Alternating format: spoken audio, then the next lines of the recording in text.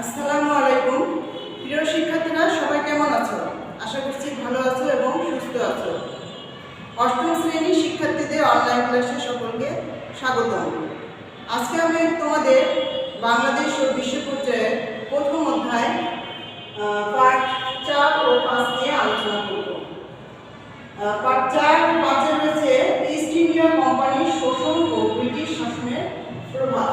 তাহলে তোমরা আগে জেনেছো যে ইউরোপীয় বিভিন্ন দেশীয় ইউরোপ মহাদেশ থেকে বিভিন্ন দেশের লোকরা এসে আমাদের দেশ শাসন করেছিল।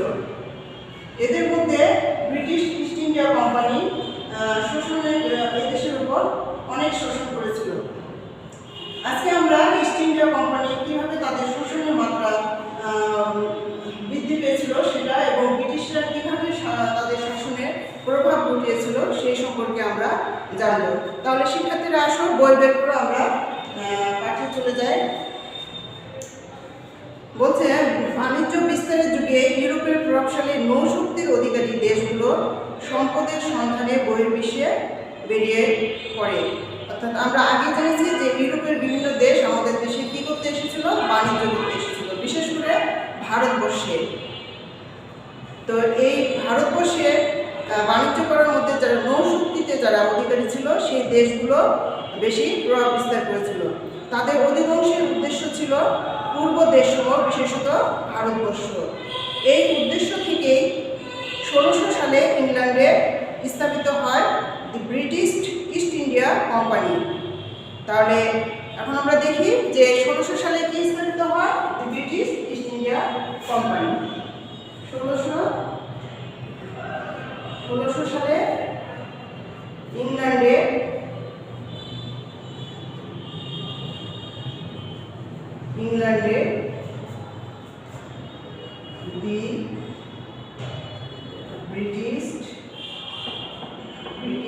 দি ব্রিটিশ ইস্ট ইন্ডিয়া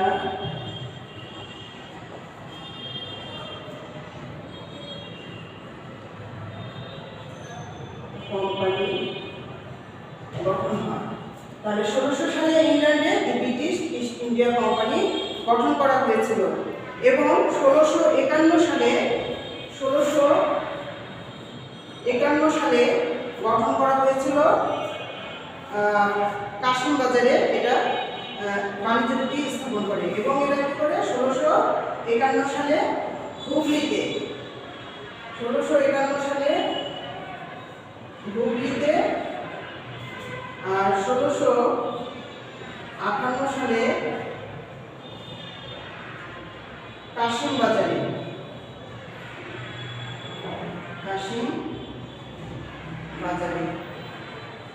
বাণিজ্য দুটি স্থাপন করে। তাহলে 1600 সালে ইংল্যান্ডে দি ব্রিটিশ ইস্ট ইন্ডিয়া কোম্পানি গঠন করা হয়। এরপরে 1651 সালে হুগলিতে এবং 1658 সালে কাশিম বাজারে বাণিজ্য দুটি স্থাপন করে। এরপরে ডাচ ইস্ট ইন্ডিয়া কোম্পানি 1630 সালে বাংলায় প্রবেশ করলেও ইংরেজ কোম্পানির সাথে টিকে থাকতে না পেরে কিছুকাল পরে ইন্দোনেশিয়া ও মালয়েশিয়ায় চলে যায়। তাহলে ডাচ ইস্ট ইন্ডিয়া কোম্পানি গঠন করা হয়েছিল কত সালে? 1630 সালে। 1630 সালে গঠন করা হয়েছিল Dutch east India company. Dutch east India company.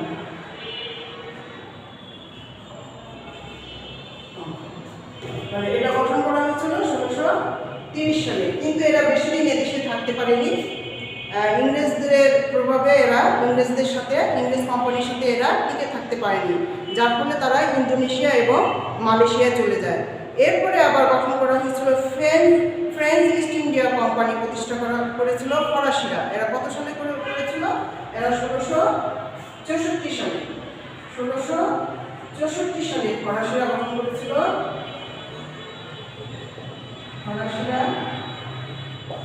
ফরাসিরা ফ্রেঞ্চ ইস্ট ইন্ডিয়া কোম্পানি গঠন করেছিল। ফ্রেঞ্চ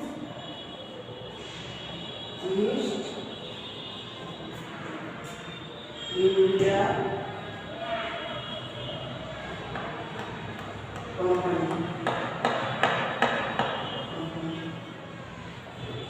তাহলে আমরা কি দেখছি যে 1664 সালে ফরাসিরা ফ্রেঞ্চ ইস্ট ইন্ডিয়া কোম্পানি গঠন করেছিল এবং এরাও 100 বছর থেকেছিল এবং 100 বছর থাকার পরে তারা ইংরেজদের সাথে টিকে থাকতে না পেরে বাণিজ্য গুটিয়ে তারা ইন্দো চীনের দিকে চলে যায়। তাহলে আমরা দেখছি যে এখানে ইউরোপীয়রা বিভিন্নভাবে আমাদের দেশে এসে তাদের বাণিজ্য স্থাপন করেছিল। যেমন 1600 সালে ইংল্যান্ডে ব্রিটিশ ইস্ট ইন্ডিয়া কোম্পানি, আবার এটা পরবর্তীতে 1651 সালে হুগলিতে এবং 1658 সালে কাশিম বাজারে এবং 1630 সালে গঠন করা হয়েছিল ডাচ ইস্ট ইন্ডিয়া কোম্পানি। 1664 সালে ফরাসিরা ফ্রেঞ্চ ইস্ট ইন্ডিয়া কোম্পানি গঠন করেছিল। এইভাবে বিভিন্নভাবে ইউরোপীয়রা আমাদের দেশে এসে তাদের বাণিজ্য গুটি স্থাপন করেছিল এবং এদেশে মানুষজনদের ওপর তাদের প্রভাব বিস্তার ঘটিয়েছিল। এরপরে আমরা দেখি যে ব্রিটিশ ইস্ট ইন্ডিয়া কোম্পানি ধীরে ধীরে এদেশে তাদের প্রতিপত্তি বাড়িয়ে নবাবের দরবারের প্রভাব বিস্তারের মতো ক্ষমতা ভোগ করতে থাকে। তাহলে সব কোম্পানিগুলো থেকে Dutch east India company, French east India company, এদের থেকে সব থেকে বেশি এগিয়ে ছিল ব্রিটিশ ইস্ট ইন্ডিয়া কোম্পানি। আর এটা কারা শাসন করতো? এটা ছিল ব্রিটিশরা। এটা ইংল্যান্ড থেকে ইংল্যান্ডে এটা স্থাপিত করা হয়েছিল। তারা কি করেছিল? তারা নবাবদের ওপর তাদের প্রভাব বিস্তার করে তাদের ক্ষমতা ভোগ করতে শুরু করে। 1756 সালে আলাউদ্দিন খাঁর মৃত্যুর পর ক্ষমতার উত্তরাধিকার নিয়ে নবাব পরিবার এবং রাজপ্রাসাদের অভিজাতদের মধ্যে যে দ্বন্দ্ব শুরু হয়, কোম্পানির কর্তারা এই সুযোগ নিতে ভুল করেনি। তাহলে কত সালে আলাউদ্দিন খাঁ যখন 1756 সালে আলাউদ্দিন খাঁর যখন মৃত্যু হয়, তখন সেই সুযোগে কোম্পানির শাসকরা কী করেছিল? নবাবদের সাথে ঘনিষ্ঠ হয়ে ষড়যন্ত্র করতে শুরু করে। তখন নবাব সিরাজউদ্দৌলার বিরুদ্ধে তার খালা ঘসিটি বেগম, মীর জাফর, মীর কাসেম সহ রাজদরবারের প্রভাবশালী ব্যক্তিবর্গ এবং উম্মিজাদ, জগৎশ্রেষ্ঠ ও রাজ বল্লভের মতো তৎকালীন ধনী অভিজাতদের একটি অংশ ষড়যন্ত্রে লিপ্ত হলে ইংরেজ বণিকরা তাদের সাথে যোগ দেয়। যেহেতু নবাব সিরাজউদ্দৌলা ছিলেন তরুণ, এই জন্য কি হয়েছিল? তার সাথে তার কিছু আত্মীয় স্বজন তার বিরুদ্ধে ষড়যন্ত্রে লিপ্ত হয়েছিল। আর এদের সাথে আবার ইংরেজরা যুক্ত হয়ে নবাবকে সিংহাসন থেকে ক্ষমতাচ্যুত করে।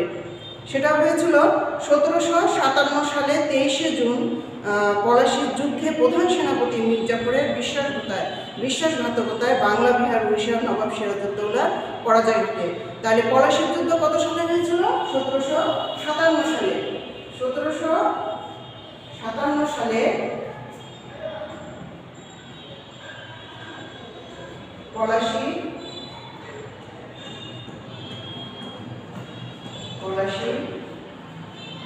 যুদ্ধ। তাহলে 1757 সালে পলাশীর যুদ্ধ হয়েছিল। এখানে প্রধান সেনাপতি মীর জাফরের বিশ্বাসঘাতকতায় ইংরেজরা কী করেছিল? নবাবকে সিংহাসন থেকে ক্ষমতাচ্যুত করেছিল। এরপরে আমরা দেখি যে 1765 সালে ক্লাব দিল্লি সম্রাটের কাছ থেকে আনুষ্ঠানিকভাবে বাংলা, বিহার, উড়িষ্যার দেওয়ানি লাভ করে। তাহলে আবার ক্লাব কত সালে দেওয়ানি লাভ করে? 1765 সালে। 1765 সালে ক্লাব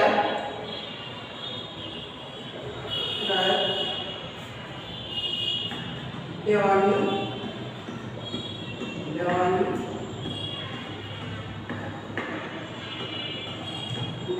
লাভ করে। তাহলে ইংরেজ সেনাপতি ক্লাব 1765 সালে দেওয়ানি লাভ করে। এখন আমরা বুঝি যে এই দেওয়ানি বলতে কি বোঝায়? দেওয়ানি মানে হচ্ছে যে রাজস্ব আদায়ের ক্ষমতা লাভ করা। তোমরা জানো যে বিভিন্ন জিনিসের উপর, যেমন জমি জমা, বাড়ি, এগুলো বিভিন্ন উপরে একটা রাজস্ব বা ট্যাক্স দেওয়া হয়। এটা কি বলে? দেওয়ানি। এই রাজস্ব আদায়ের অধিকার দেওয়ানি অধিকার লাভ করে ক্লাব সালে 1765 সালে। এই দেওয়ানি লাভের পর দিল্লি সম্রাট শাহ আলমের নিকট থেকে দেওয়ানি লাভের পর বাংলার নবাবকে বৃত্তিভোগীতে পরিণত করে ক্লাব দ্বৈত শাসন প্রবর্তন করেন। অর্থাৎ বাংলার নবাবকে কী করে? বৃত্তিভোগীতে পরিণত করে ক্লাব দ্বৈত শাসন প্রবর্তন করেন। এখন আমরা দেখি যে দ্বৈত শাসন বলতে কি বোঝায়।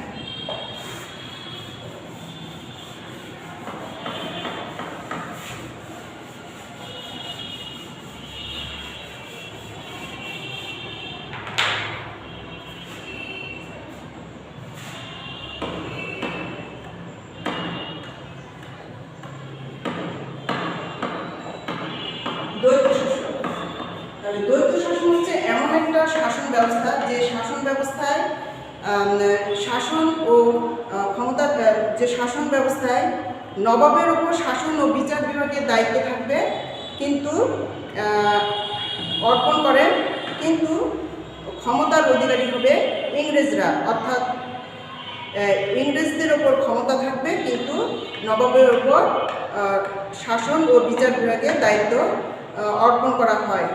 এই অবস্থায় কি হয়, এর ফলে নবাব পেলেন ক্ষমতাহীন দায়িত্ব, আর কোম্পানি লাভ করলো দায়িত্বহীন ক্ষমতা।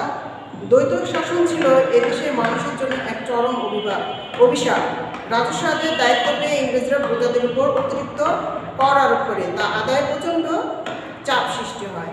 তাহলে রাজস্ব আদায় দেওয়ানি লাভের অধিকার লাভের পর কী করে, কোম্পানির শাসকরা প্রজাদের ওপর অতিরিক্ত মাত্রায় কর আরোপ করে, অর্থাৎ ট্যাক্স বা রাজস্ব চাপাতে থাকে, এবং সেটা না দিলে তাদের উপর বিভিন্নভাবে অত্যাচার করা হতো, তাদের বাড়িঘর পুড়িয়ে দেওয়া হতো, হ্যাঁ, তাদেরকে নানাভাবে শারীরিকভাবে নির্যাতন করা হতো। আর এই রাজস্ব আদায়ের পরিমাণ তারা বছরের পর বছর বাড়াতেই থাকে। এইভাবে রাজস্ব বাড়ানোর পর আবার পরপর 3 বছর অনাবৃষ্টির ফলে খরায় ফসলের ব্যাপক ক্ষতি হয়। হ্যাঁ, এরই মধ্যে আবার পরপর 3 বছর কি হয়, অনাবৃষ্টি হয়। এর ফলে কি হয়, দুর্ভিক্ষ দেখা দেয়। আর এটা হয়েছিল কত সালে, 1770 সালে বাংলায় নেমে আসে দুর্ভিক্ষের করাল ছায়া। দুর্ভিক্ষে লক্ষ লক্ষ লোক অনাহারে মারা গেলেও কোম্পানি করের বোঝা কমানোর কোনো পদক্ষেপ নেয় না। অর্থাৎ এই দুর্ভিক্ষে অনেক মানুষ মারা গেলেও বিশেষ করে মারা যায় 1/3। তাহলে এই দুর্ভিক্ষটা কত সালে দেখা দিয়েছিল, 1770 সালে, 1770 সালে দেখা দিয়েছিল।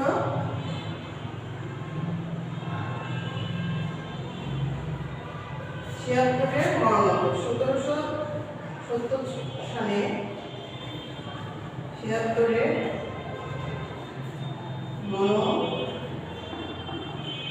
মনোত্তর হয়েছিল। তাহলে এই 76 মনোত্তর হয়েছিল কত সালে, 1770 সালে। আর বাংলা 1176, যেহেতু বাংলা 1176 সালে এই দুর্ভিক্ষ দেখা দিয়েছিল, এই জন্য এটার নাম 76 মনোত্তর। এতে প্রায় মারা গিয়েছিল বাংলার প্রায় 1/3 লোকের মৃত্যু হয়েছিল।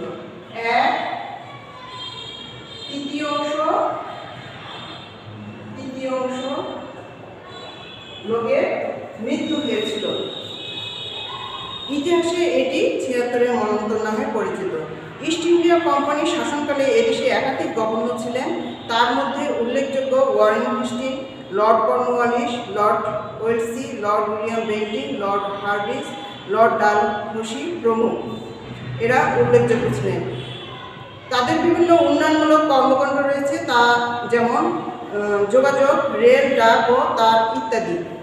ইংরেজ শাসকদের গৃহীত প্রধান প্রধান কাজ নিচে উল্লেখ করা হলো। 1858 সালে ব্রিটিশ পার্লামেন্টের গৃহীত ভারত শাসন আইনে বাংলা ব্রিটিশ গভর্নর জেনারেলের হাতে ভূমি রাজস্ব ব্যবস্থা অর্পণ করা হয়।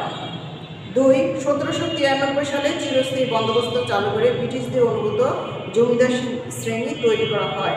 তাহলে এখন আমরা বুঝি যে চিরস্থায়ী বন্দোবস্ত কি। চিরস্থায়ী বন্দোবস্ত কি? চিরস্থায়ী বন্দোবস্ত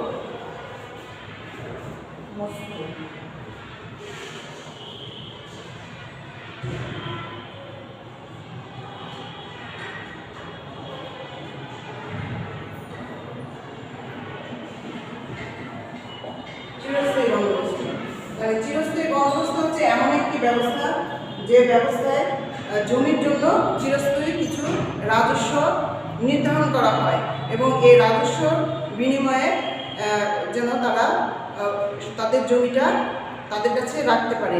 আবার এখানে চিরস্থায়ীভাবে অর্থাৎ জমির উপরে কোনো অর্থাৎ প্রজাদের ওপরে কোনো নির্যাতন না করে জমির জন্য একটা চিরস্থায়ী খাজনার ব্যবস্থা করা হয়। এর ফলে ব্রিটিশদের অনুগত জমিদার শ্রেণী তৈরি করা হয়। এই চিরস্থায়ী বন্দোবস্তের ফলে কী হয়, অনেক জমিদাররা নিলামে জমি কিনে নিয়ে অনেক জমিদার শ্রেণী তৈরি হতে থাকে, কারণ নির্ধারিত পরিমাণ খাজনা অনেক জমির মালিক দিতে পারে না। এর ফলে জমিটা কী হয়, নিলামে উঠে যায় এবং অনেক জমিদাররা তখন এই জমিগুলো কিনে নিয়ে তাদের জমির পরিমাণ বাড়াতে থাকে।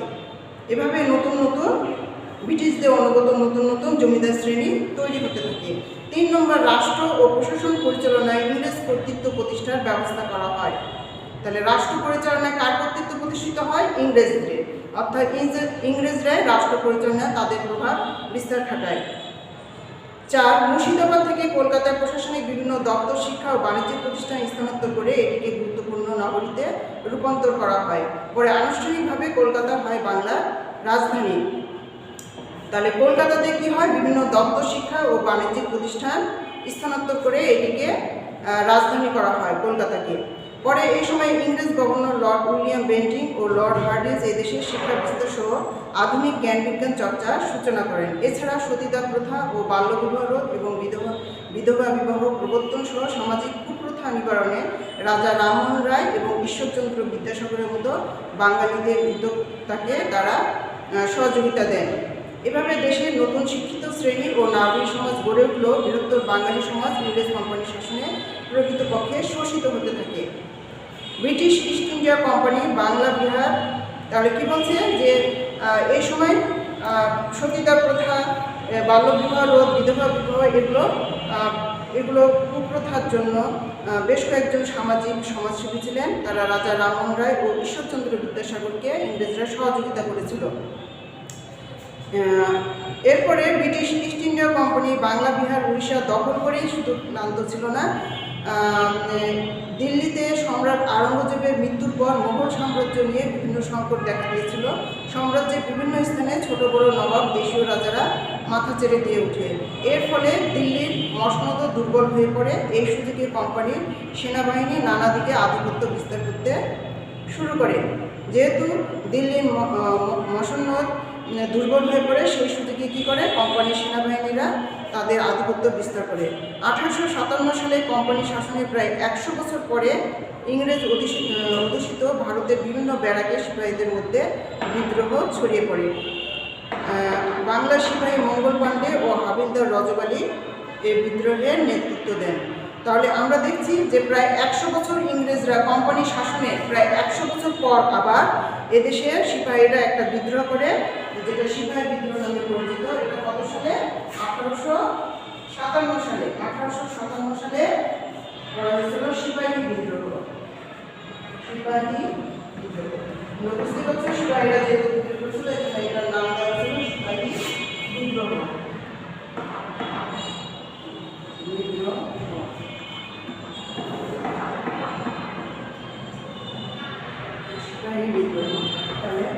এরপরে এই পরিচালনা করেছিল মঙ্গল পাণ্ডে ও হাবিলদার রজব আলী এই বিদ্রোহের নেতৃত্ব দেন। সিপাহীদের এই বিদ্রোহে ভারতবর্ষের অন্যান্য অঞ্চলের স্বাধীন চেতা শাসকরাও যোগ দেন।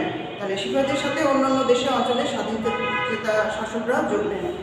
ঝাঁসির রানী লক্ষ্মীবাঈ, মহারাষ্ট্রের তাতিয়া টুপি, এরকমই কয়েকজন। দিল্লির বাদশাহ বাহাদুর শাহ জাফরও এদের সমর্থন জানিয়েছিলেন, কিন্তু উন্নত অস্ত্র ও দক্ষ সেনাবাহিনীর সাথে চাতুর্য ও নিষ্ঠুরতার যোগ ঘটিয়ে ইংরেজরা এই বিদ্রোহ দমন করেন। এরপর 1858 সালে 2রা আগস্ট ব্রিটিশ পার্লামেন্টে ভারত শাসন আইন পাশ হয়। এইভাবেই দেখা যাচ্ছে যে ব্রিটিশরা কিভাবে আমাদের দেশের ওপর তাদের প্রভাব বিস্তার ঘটিয়েছিল। তো শিক্ষার্থীরা, তোমরা নিশ্চয় পাঠ 5, 4 এবং 5 ভালোমতো বুঝতে পেরেছ। আশা করছি আজ এ পর্যন্ত। সকলে ভালো থাকো, সুস্থ থাকো। আল্লাহ হাফেজ।